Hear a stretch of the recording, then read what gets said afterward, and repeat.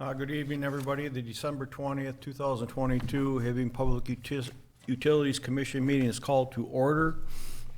All commissioners are present with the exception of Commissioner Garrity and Commissioner Babbage. Item number 2, any adds or deletes? Hearing none, we'll move on to item number 3, approval of the minutes of the November 22nd, 2022 commission meeting. What will be the wish of the commission? Make a motion. We got a motion by Commissioner Andrea, support by Commissioner, I'm sorry, 1 minute. Drawing a blank here. Bayless, support by Commissioner Bayless, to approve the minutes of the November 22nd meeting. Any further discussion? All those in favor signify by saying aye. Aye.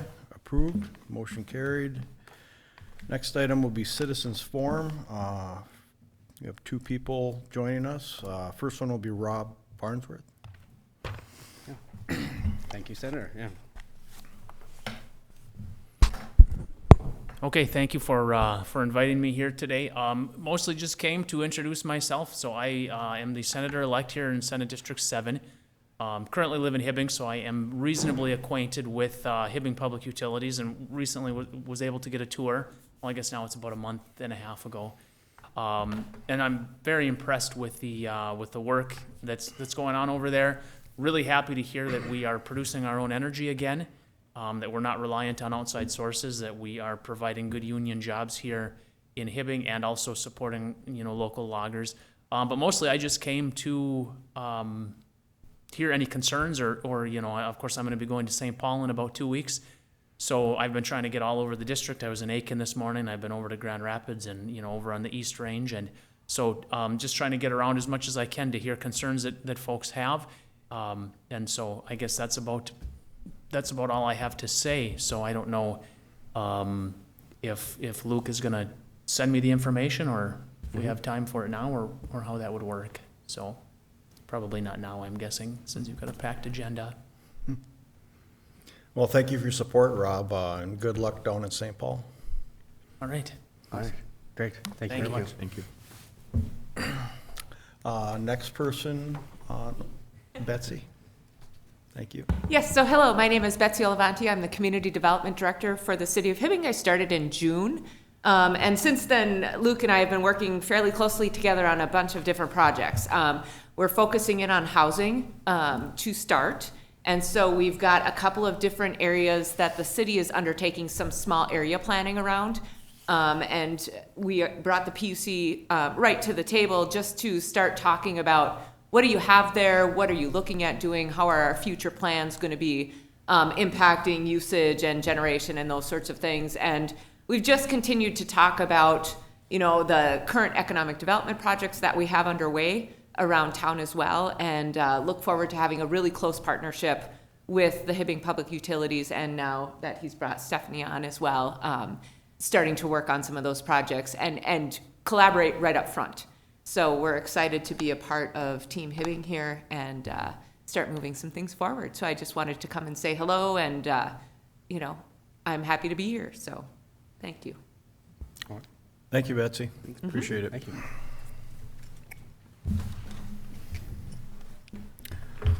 Okay, next item will be item number 5, the consent agenda. Item 5A, approve invoices greater than $10,000 and approve the bills and ACH transfers dated November 18th to December 16th, 2022. Item 5B, approve the payroll paid and overtime report for the December 1st and 15th, 2022 pay dates.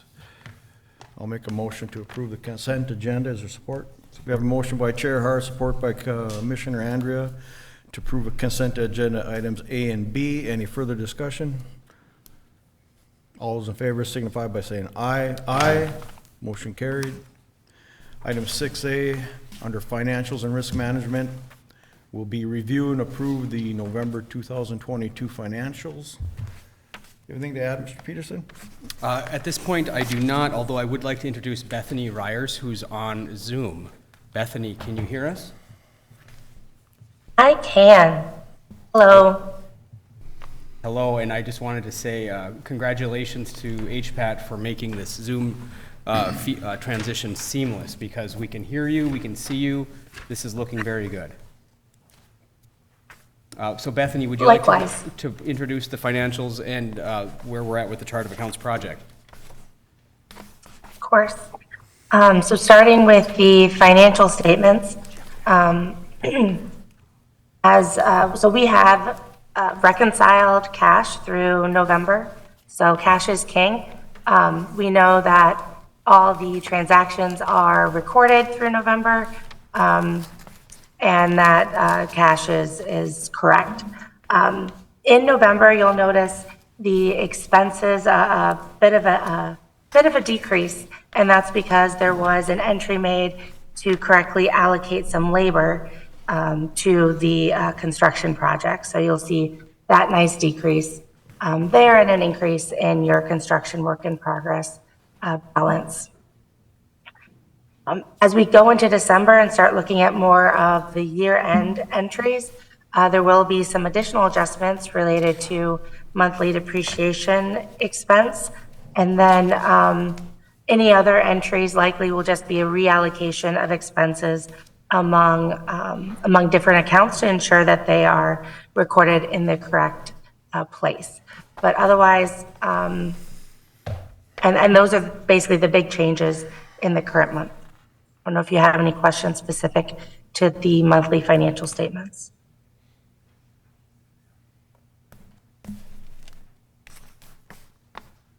Okay. Jared, I did have one question real quick. I'm curious to the prepaid expense line. What exactly does that entail and what causes the increase? Are we stockpiling fuel source? Is that what that is? Luke? Bethany, I don't know if you could hear the questions, but on the balance sheet, the lowest line under current assets, the prepaid expenses, what's in that?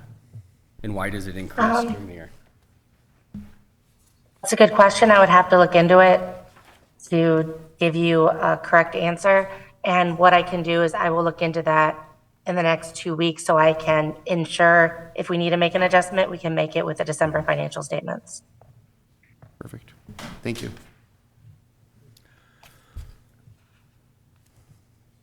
Okay. I would make a motion to approve the financial report. Is there support?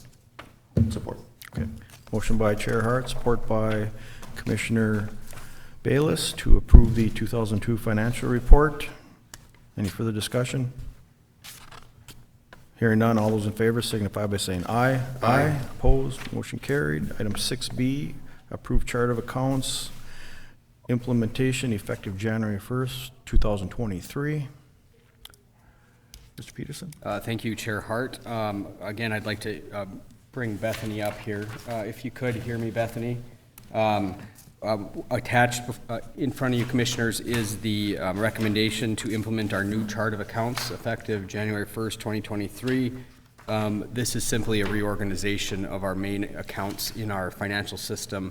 I believe we're reducing the actual number of accounts by 75%. There's a lot of the accounts that were not used in our current system, which has been very complicated to try to reconcile and balance, and makes our job a little more difficult.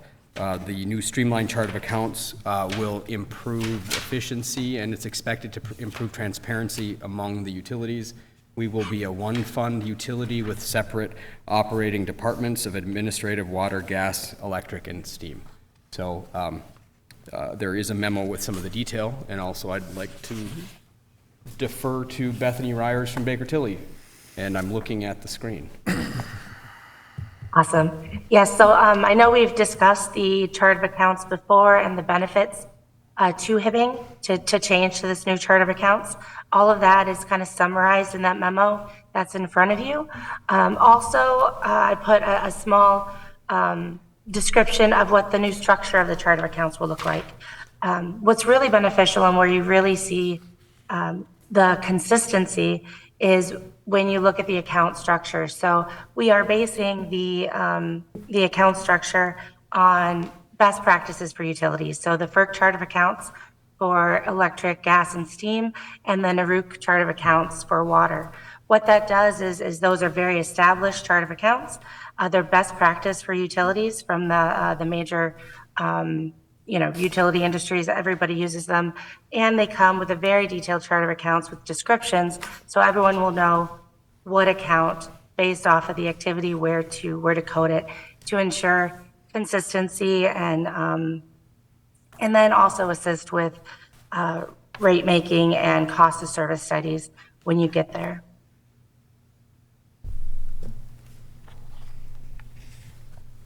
Thank you. What will be the wish of the commission? Make a motion to approve the chart of accounts.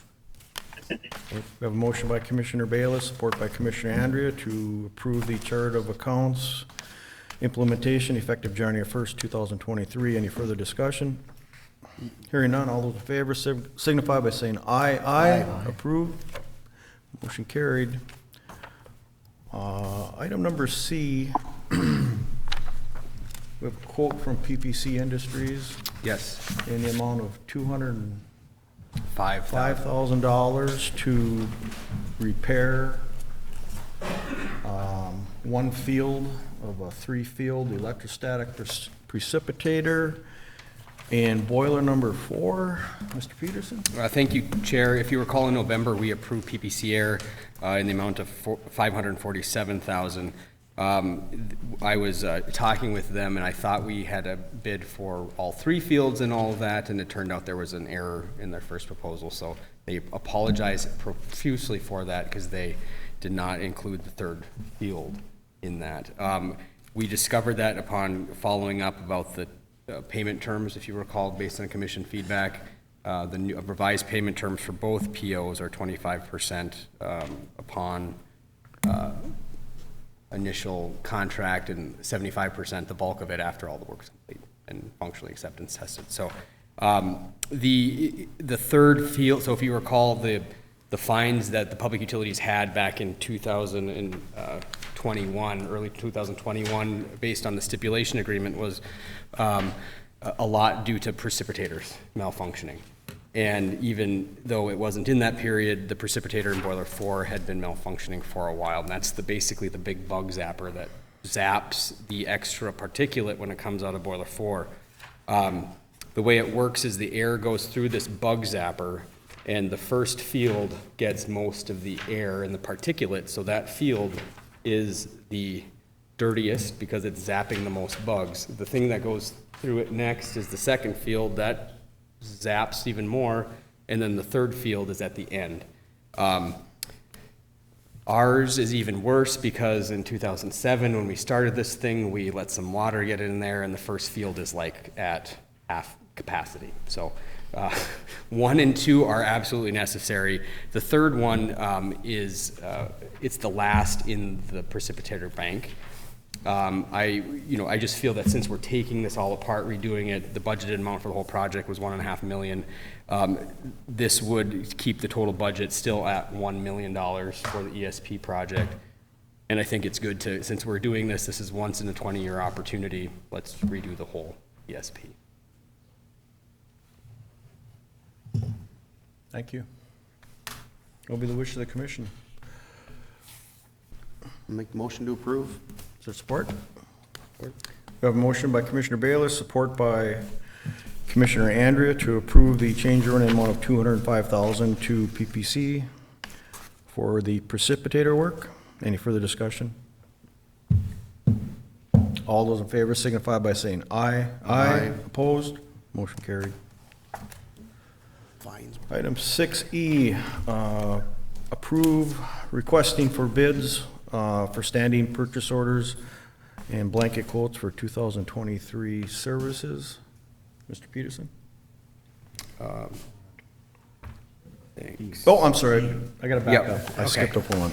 Okay. Item 6D, approve Zeal's Tree Service for 2023 vegetation management bid in the amount of 405,000? Yes. 405,000? Okay. 413,000.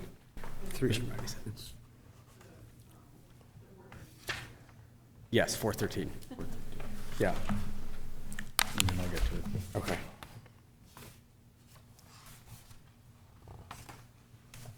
I apologize, Chair. It should be $413,393.75.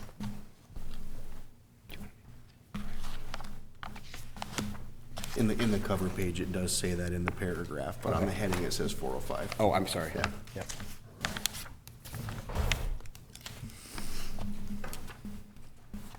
Our mistake. So it's So- 405,000 then? Yeah. The commission can approve whatever it wants. The bid that they gave was for $413,393.75.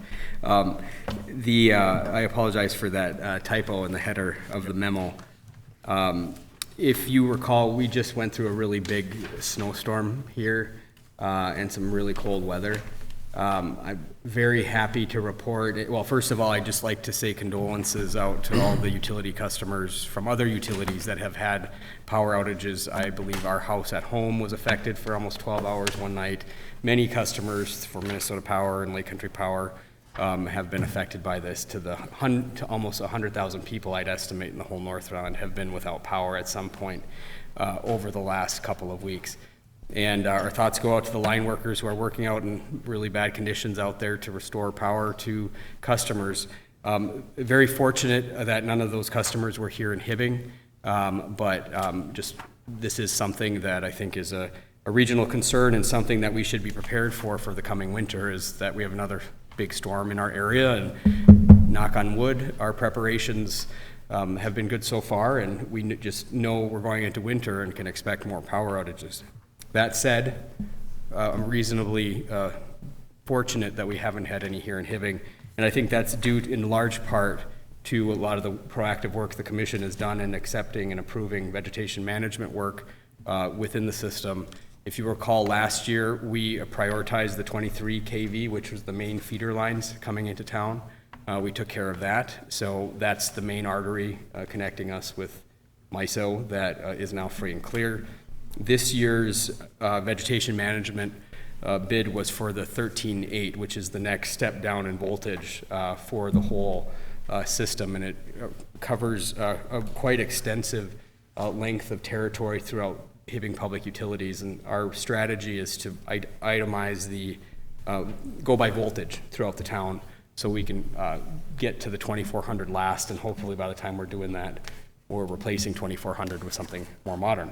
But that's a couple years down the road. Right now, we just want to make sure we can keep the progress moving for next year.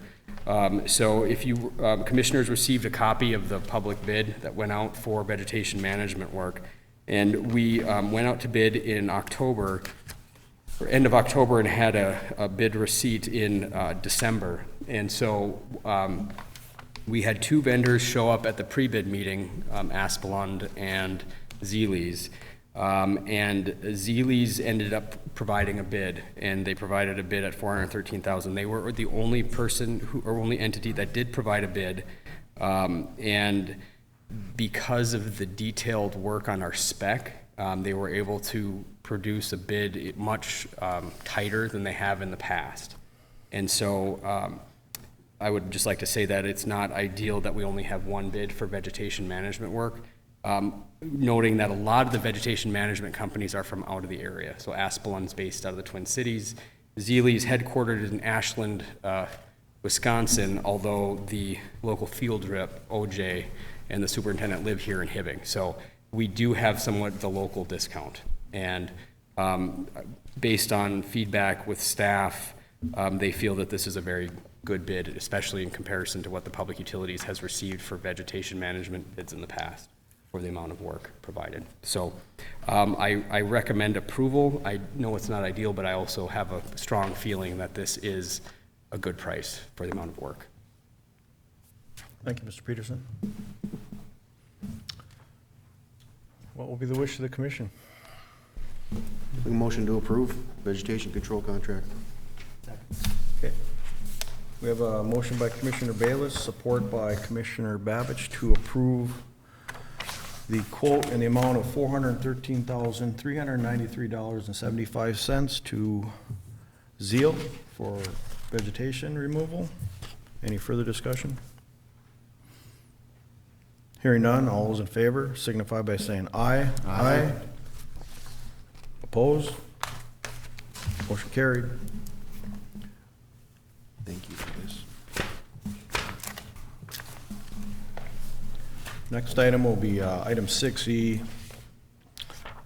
Approve request for bids for standing purchase orders and blanket quotes for 2023 services. I think before we move any farther on this, I'd like to reach out to our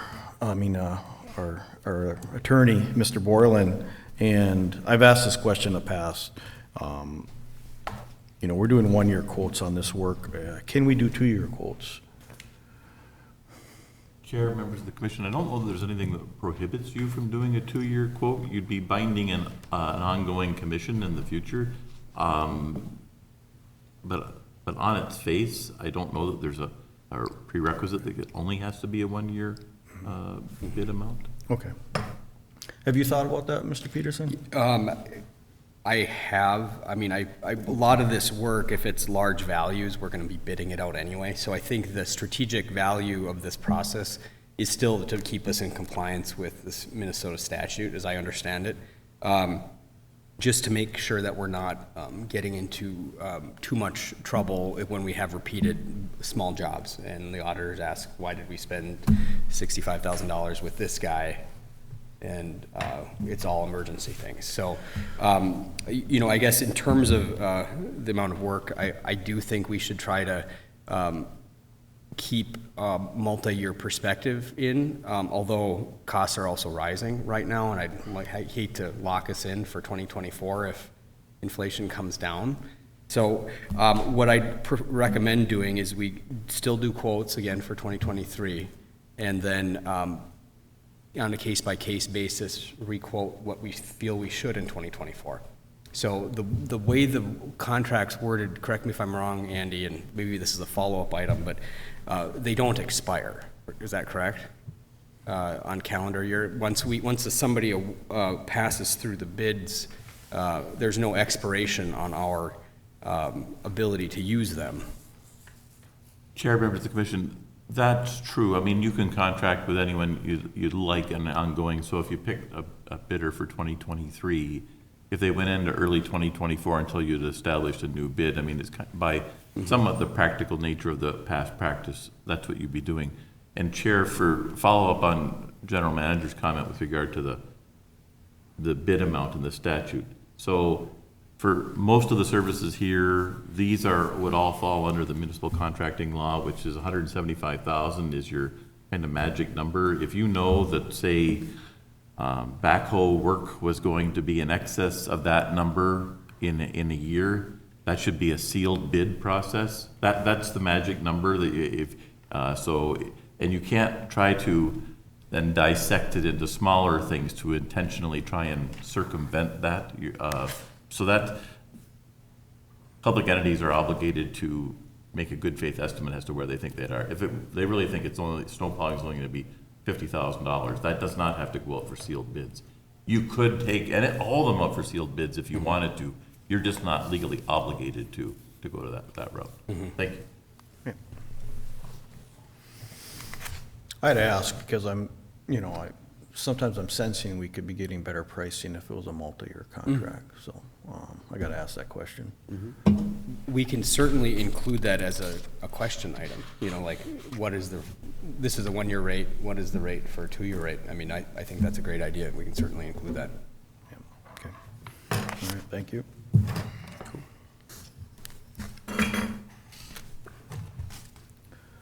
Okay, I'll make a motion, we go out for bids for the pipe fitting, boiler makers, scaffolding, boiler inspection, boiler 4 ID fan, and Hibbing Renewable Energy Center water supply. Is there support? Support. Was that you, James? Yep. Okay. We have a motion by Chair Hart, support by Commissioner Bayless to approve request for the bids. Any further discussion? Chair, we're bidding on E, correct? We're approving going out for requests for quotes. I think he read I. I thought we were doing E. not F. Yeah. You were just reading F. Commissioner, sorry. I'm sorry, you're right, I'm sorry. I skipped to F. Yep, we're on E, request for bids for the standing purchase orders. Yep. Yep. Any further discussion? Hearing none, all those in favor signify by saying aye. Aye. Opposed, motion carried.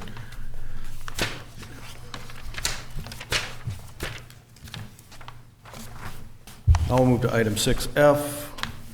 Approve request for bids for the 2023 Hibbing Renewable Energy Center outage. Mr. Peterson? Thank you, Chair Hart. As you can imagine from our discussions at the capital budgeting session last month, there is quite a bit of work to do in the annual outage this year.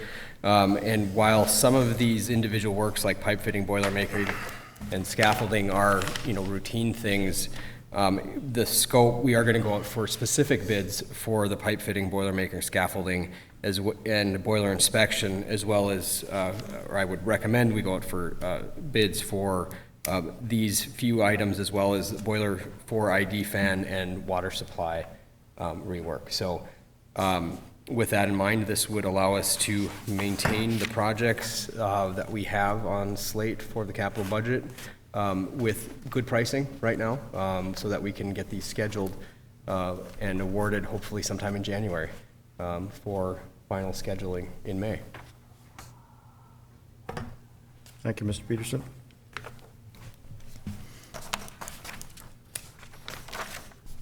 Make the motion? Okay, is there support?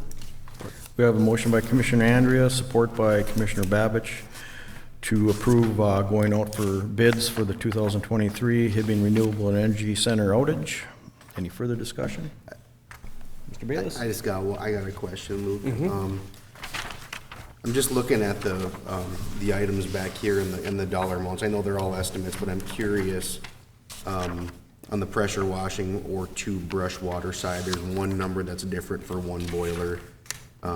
It's 20,000 versus 10,000. That's not really my main concern. I'm just curious if there is a difference there. My main question was on the woodyard study and that price on that. What's the plan for that? So purely, right now, this is a placeholder.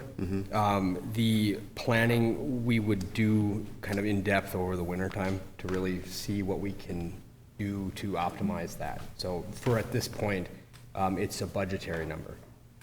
There's no scope that is done to that, other than we do know that things need to be done to the Woodhull feed system. And so that area, as we get through this winter, we will have a different mode of operations to inform that. And a lot of that study work can be done after the outage is complete. So this is, what I want to avoid is going too fast, too soon for any one of our projects. Focusing on what we have currently and making sure our assets are maintained and preserved as best as they could to provide continued value. The optimization of our handling equipment will come with more insight in handling. So for instance, we're doing small little tweaks every day to how we're operating. And after this winter's operation, which will be the most amount of wood that this boiler has ever used since it was installed. I want to be very careful not to say that we know now what we're going to need to know in June. But based on what we discover through this winter, June, we would start being able to, take a breath from a hard winter of operations and look at what the prospects are for improved handling. Kurt has some ideas, the operators have some ideas. I want to encourage the ideas to keep coming, because many ideas will come together and the best will bubble up to the top and inform that study. So just so I'm clear on the woodyard study part, is that going to be comprehensive enough to hopefully, if we do get that study completed, is that going to include logistics to getting wood from elsewhere? Is this the whole thing wood handling, or is it just the wood handling mousetrap? It would be more than just being inside of the mousetrap and running around in a maze. And I feel that that's a lot of what we've done with what we've got. And the problem is we have to step out of that maze and really look. So to answer your question, Commissioner, absolutely. Okay. Thank you. Okay. Any other questions? Okay, what will be the wish of the commission? I think we have a motion on the floor already. We just need to Okay, vote. yeah, it was under discussion, I'm sorry. Any further discussion then? Hearing none, all those in favor signify by saying aye. Aye. Opposed? Motion carried. Item 6G. Approve bar engineering not to exceed $275,000 for the 2023 engineering services. Mr. Peterson? Thank you, Chair Hart. Commissioners, this item is to the blanket work order for bar engineering for staff augmentation and engineering support, primarily for the power plant. And we've been working closely with Kurt Zubzinski, who would represent a lion's share of this. For next year, the total amount represents about 3% of our operating budget, or our capital budget, for the coming year. So that's something to keep in mind. I think we've benefited by having a pretty fluid engineering support with BAR that has enabled us to progress as we need to and not get overly focused on one particular project and engineering scope of work, but to look at all of our projects collectively. And again, this is items that would be completely capitalized as part of our improvements to the HVAC. Thank you, Mr. Peterson.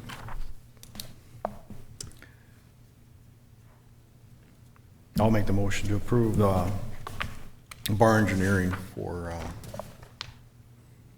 engineering services in the amount not to exceed $275,000. Is there support? Support. We have a motion by Chair Hart, support by Commissioner Babbage, to approve bar engineering in the amount not to exceed $275,000 for the year 2023 engineering services. Any further discussion? Hearing none, all those in favor signify by saying aye. Aye. Opposed? Motion carried. Move on to item 6H.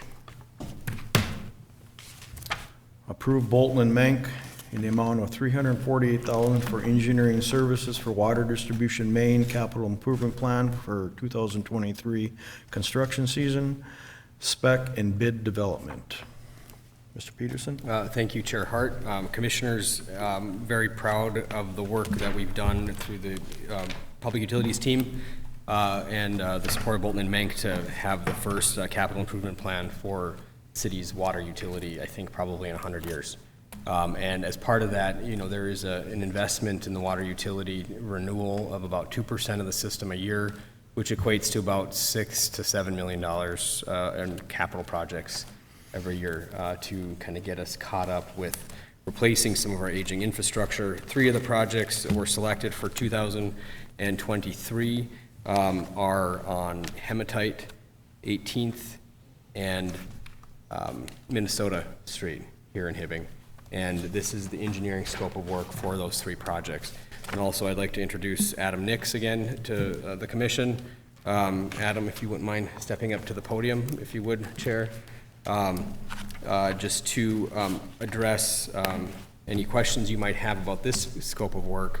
But I also, before we dive into that too, I did want to have just a follow-up to some of the conversations we've had at the working session about the distribution system as it relates also to the water treatment plant at Cary Valley as well. So once we'll focus on this perhaps, and then if we could have some time for that other questions as well.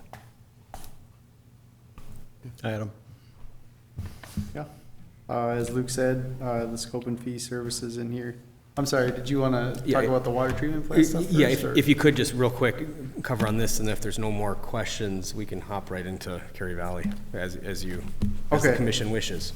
Yeah, as Luke said, that this is the scope and fee letter for the 2023 water main capital improvements that have been laid out in the capital improvement plan. From preliminary design through final bidding.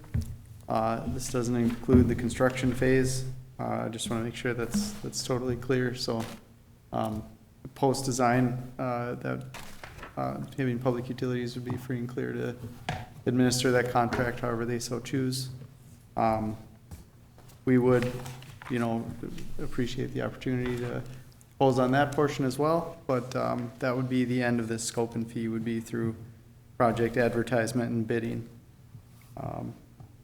Yeah, and I guess, is there any questions? I know all the commissioners should have a copy of the scope and fee letter. One question, I see you have, looking at your schedule with approximate dates, you've got us out to May of 2023 for going out for bids. So is there any way we can move that date up? Yeah, so that's entirely a possibility.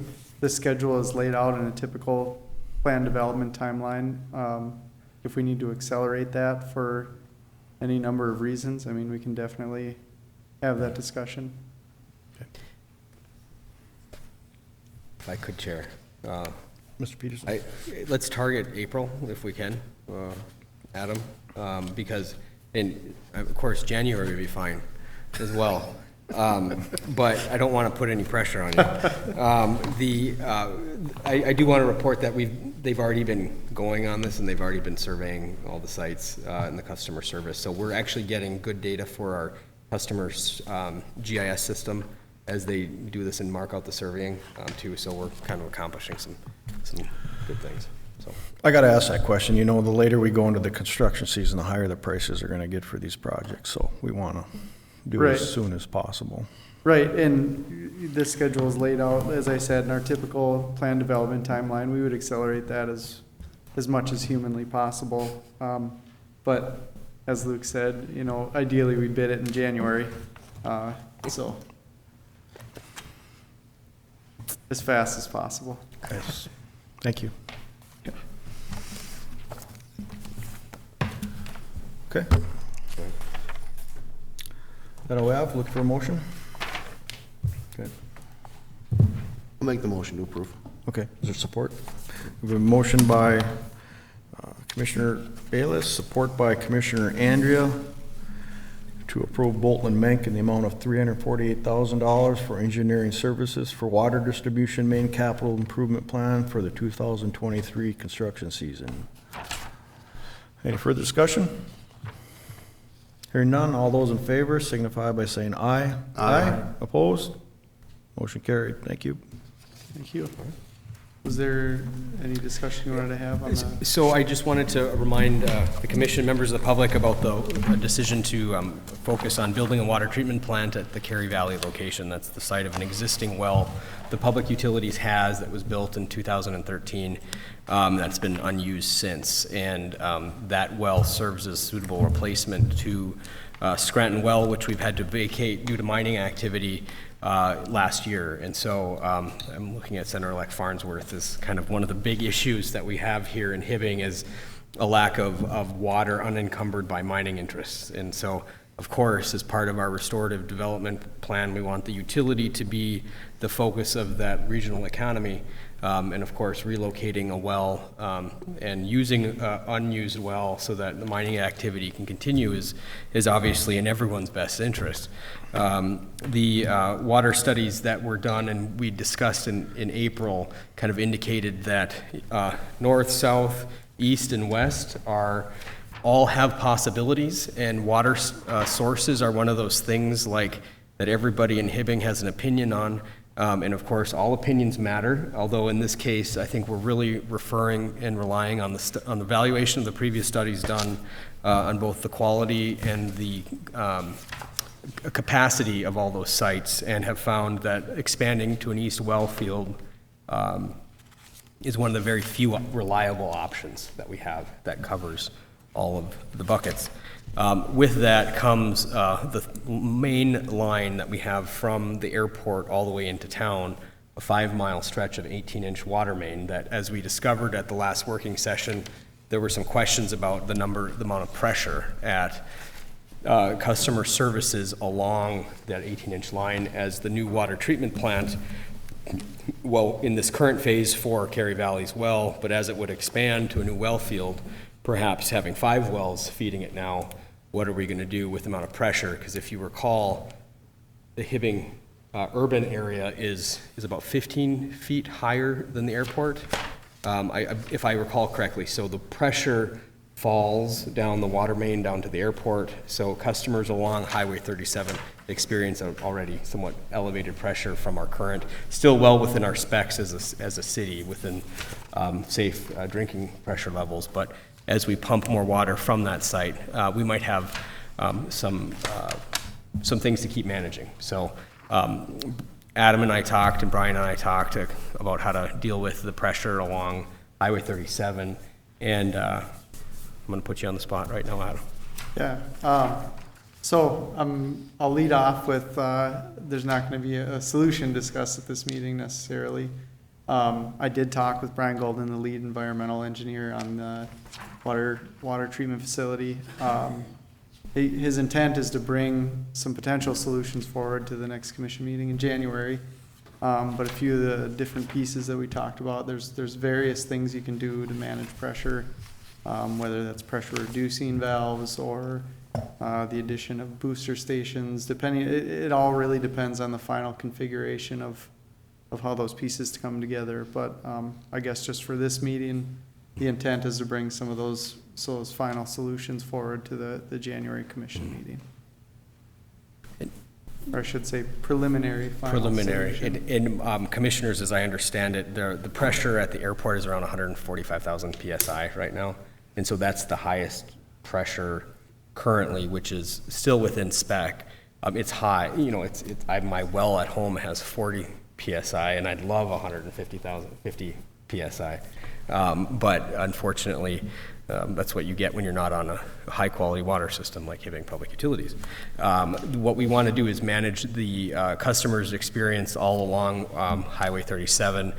We don't expect the pressure to increase significantly with Cary Valley on alone, but if maybe 1 to 2, 3 PSI is what I've heard preliminarily. We'll let the experts speak in January. So that alone, but it's like how many straws would break the camel's back in terms of customer experience.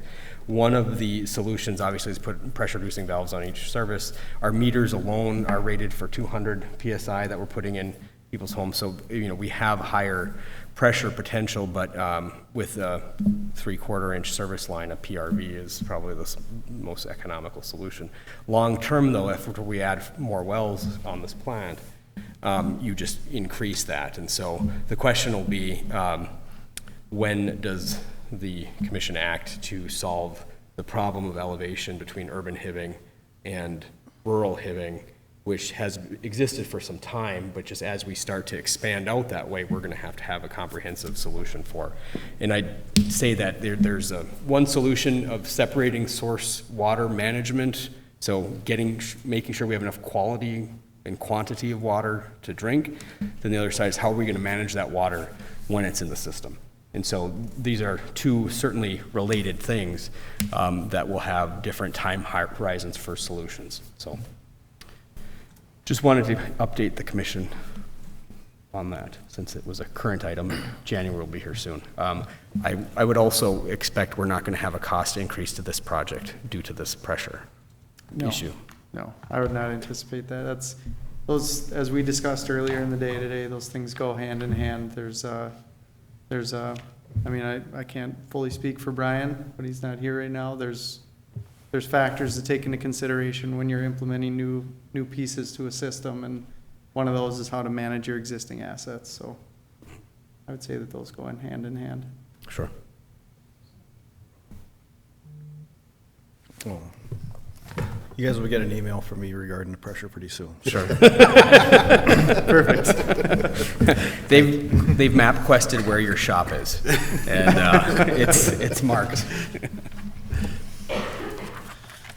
Okay. Thank you.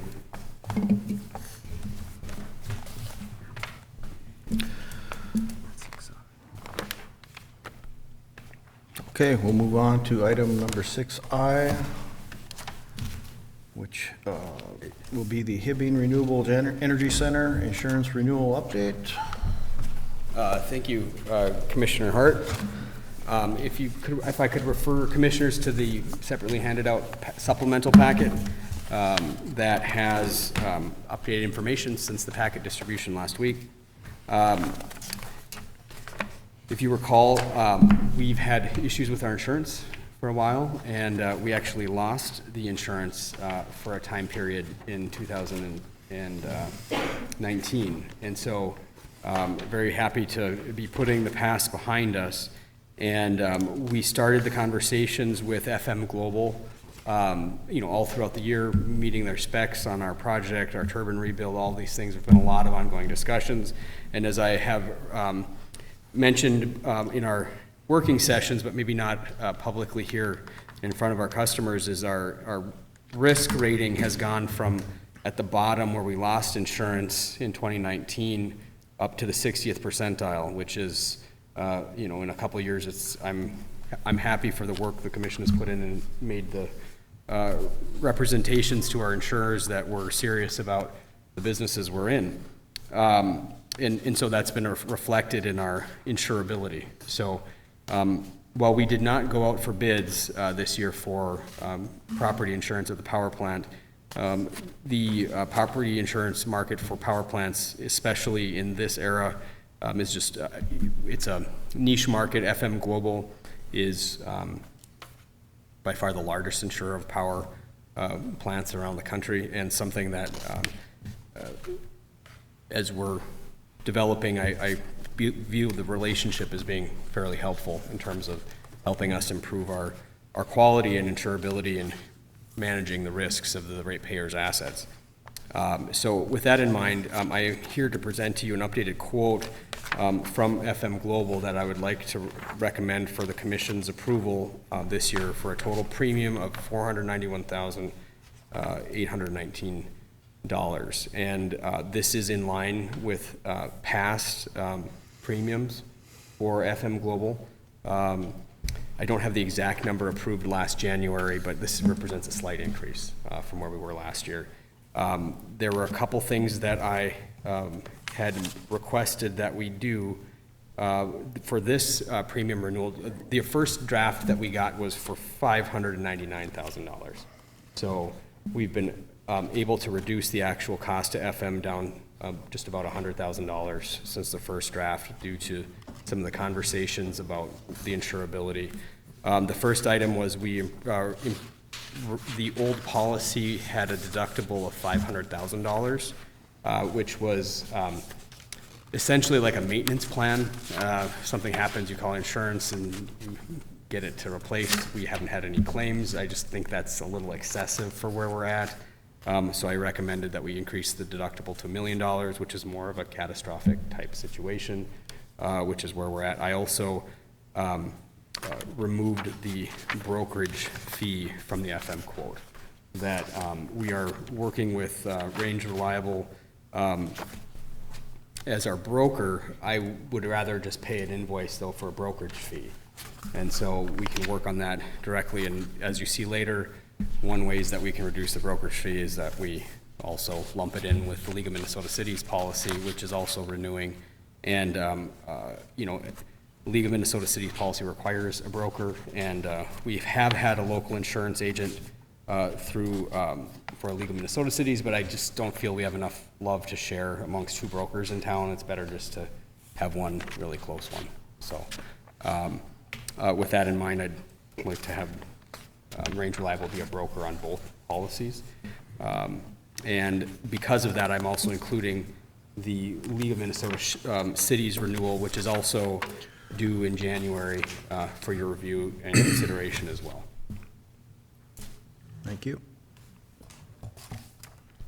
So with that in mind, I would recommend that the commission approve the FM Global renewal amount of $491,000, a 2023 premium not to exceed $75,000 for League of Minnesota Cities, and the broker's fees for those policies to Miners Insurance attached in this packet.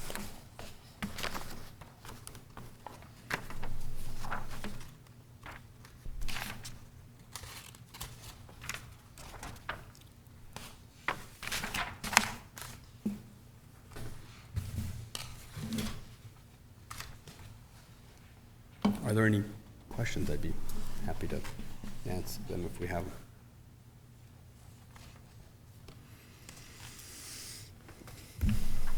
So I'll make the motion to approve Okay. all of them. Okay, we have a motion by Commissioner Bayless, support by Commissioner Andrea to approve the insurance renewals as presented. Any further discussion? I just have one question. So is this certified terrorism premium, we've added that on to this? No. We're declining terrorism. Okay, so you know that thing that happened in North Carolina where some people shot up, Yes. would that be considered terrorism, or would we not be covered under that? That would be considered under the league policy because the league insures our substations. Okay. FM doesn't insure our substation. The league insurance provisions regarding shooting up transformers, let me get back to you on what that involves.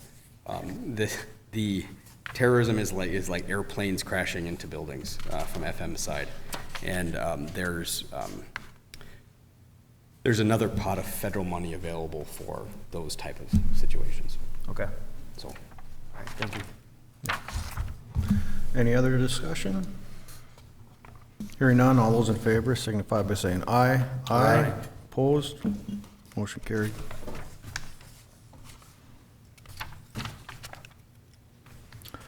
Move on to policy and governance. Item 7A, approve the 2023 organization chart. Any comments, Mr. Peterson?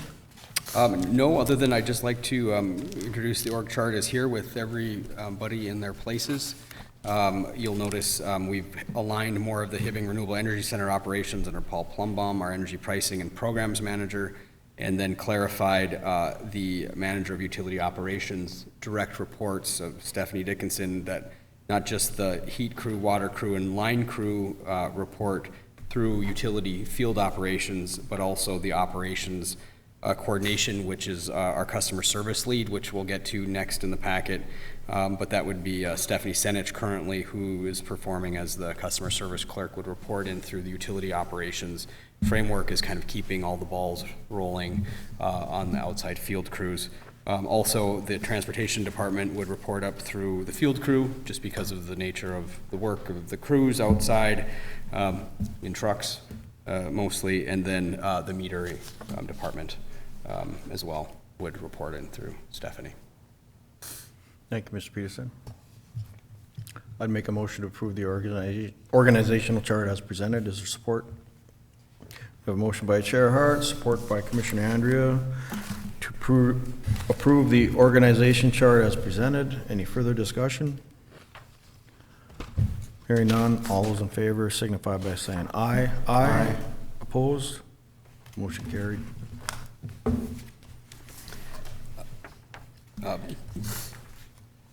Move to item number 7B, approve performance management matrix of core management team. Mr. Peterson. Thank you, Commissioner Hart. Commissioners, before you, I have a draft commission compensation policy for your review and consideration. I'm not expecting any action on this tonight, just FYI. But I just wanted to put this framework in front of you as what I believe is in the best interest of the commission, is to develop a management compensation philosophy. Obviously, we still really value the relationship with Local 94 and our AFSCME members. But I think it's important that we also have some structure around the management performance regime, and a lot of way that happens is with compensation and total benefit packages. And what I just, so ratepayers are clear, I mean, we're not trying to find a way to pay management more. This is just to retain and attract the best talent for our region and continue to build the structure that the utility needs to move forward and rigorously defend a reliable and cost-effective utility for the future. And with this, I have proposed not just the philosophy statement of what the commission's goals may be for recruiting and retaining the right talent for the public utility, but also put some salary bands around a banded structure, and the management jobs would be aligned with these salary bands, and performance reviews would be done within these salary bands themselves. And, you know, typically this is some work that can be done with outside consultants.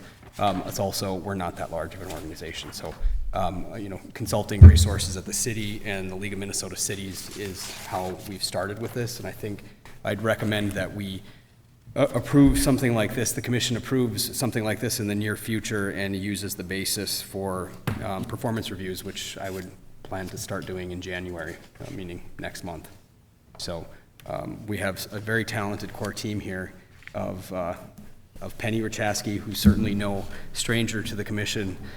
We also have Paul Plumbaum, who stepped into new roles and is doing extremely well, along with Penny in those new roles that they've both taken on, and our new addition of Stephanie Dickinson as the Utility Operations Manager. So just happy to present our core management team to you guys here today, and just thank them for all their dedicated work throughout the last couple of months. For those of you who have been here, Penny has been in this role for over almost a year now, and Paul's been in this role since June. And I think both of them have accomplished quite a bit, and I'm very, very much proud that we have a team that we can rely on. And Stephanie is drinking from the fire hose, but also getting more thrown on her plate by the day. And I think we said you were going to have no goals for the first 6 months, but how's that working? So that's, just wanted to introduce the compensation philosophy statement. Thank you, Mr. Peterson. Any further discussion on that? If not, we will move on to item 7C. Approve updated job description and related advertisement of the controller position. Mr. Peterson? Thank you, Chair Hart. If you recall, we have been using Baker Tilly as our controller for the interim period, and it's worked out well. In this period we've been in, and we've been able to report monthly financials, as you've seen today. We've also been able to roll out the new chart of accounts. Now that we have this all established, I would like to start recruiting for a controller. And if the commission wills, begin advertising immediately. It's also the end of the year. Most people do their contemplation over their New Year's break, and I'm looking forward to, hopefully, as a premier employer of the region, attracting very strong talent in this position for the new year. Thank you, Mr. Peterson. What will be the wish of the commission? Make a motion to approve the job description. Okay. We have a motion by Commissioner Bayless, support by Commissioner Babbage, to approve the job description as, wait a minute. And the advertisement. Yeah. Approve the job description as provided and the advertising for the controller position. Any further discussion? All those in favor signify by saying aye. Aye. Approved. Motion carried. Item 7D, approved reevaluation of customer service lead, formerly known as the service clerk position. Thank you, Chair Hart. Commissioners, ahead of you is a reevaluation that we've performed for the utility clerk. The last time the job was formally evaluated was in 2009. So a lot has changed since then, including the functions of the job. What's become clear is that Steph performs as very much as this is Stephanie Senich, performs as the kind of the hub of all the field crews, and it's for that reason in the org chart we've moved Stephanie Senich under utility operations. She still will be trained as backup for the cashiers in the area, but her primary function would be operations-related work within customer service roles. So the title as evaluated would be a customer service lead, and I believe based on my evaluation, it's within the same equivalent ranking of the head cashier and complexity of duties, and so that would recommend the evaluation reflect a job class 13 on par with the head cashier.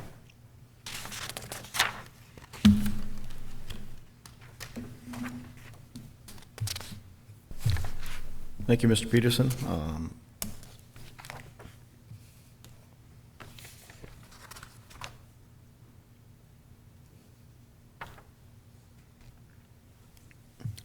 Yeah, I would make a motion to approve the reevaluation of the customer service lead. Is there support? We have a- Everybody. Oh. We have a motion by Chair Hart, support by Commissioner Bayless, or Commissioner Andrea, to approve the reevaluation of customer service lead. Is there any further discussion? Hearing none, all those in favor signify by saying aye. Aye. Opposed? Motion carried. Last item, number 7E. Thank you, Chair. Approve Luke Odegaard to fill the role of head cashier. Mr. Peterson. Thank you, Chair Hart. If you recall, the commission previously awarded this position to George Pagachnik, who has since declined the position. Luke Odegaard remains the senior most qualified position. He's been filling in this role, and so I'd like to formalize his appointment as the head cashier. Okay. What will be the wish of the commission? Got a motion by, we have a motion by Commissioner Andrea, support by Commissioner Babich to approve Luke Odegaard to fill the role of head cashier. Any further discussion? All those in favor signify by saying aye. Aye. Opposed? Motion carried. Although it's not on the list, we have an opportunity to have old or new business discussed. Any of the commissioners or general manager have anything to discuss? Not at this point. Okay. Do we have a motion to adjourn? So moved. For that. We have a motion by Commissioner Bayless, support by Commissioner Andrea to adjourn. All those in favor signify by saying aye. Aye. Opposed? Motion carried. Thank you, everybody. Okay. So